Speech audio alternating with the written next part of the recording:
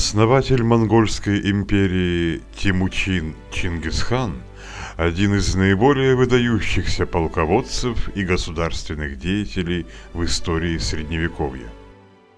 Темучин объединил под своей властью монгольские племена и стал правителем монголов в 1206 году, приняв титул Чингисхан.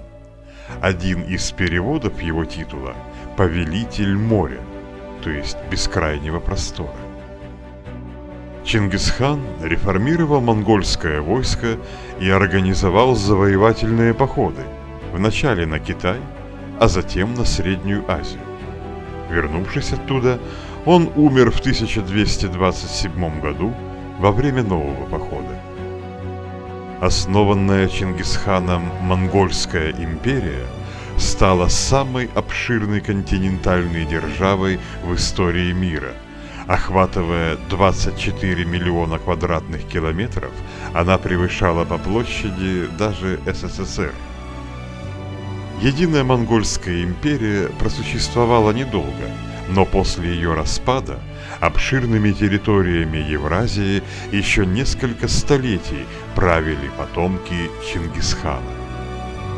В тех странах, которые когда-то были покорены монголами, утвердились чингизидские династии – Джучиды Золотой Орды, Ильханы в Иране, Чагатаи в Средней Азии, династия Юань в Китае.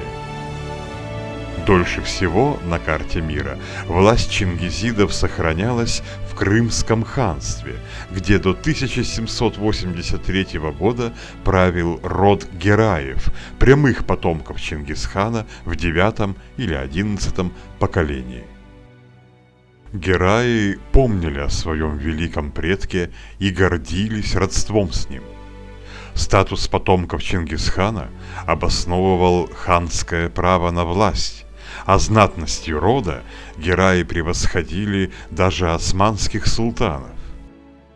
В надписях на памятниках хана Арслана Герая 1767 года и Калги Саадета Герая 1762-63 года на кладбище в Хан-Сарае упомянута принадлежность обоих к роду Чингисхана.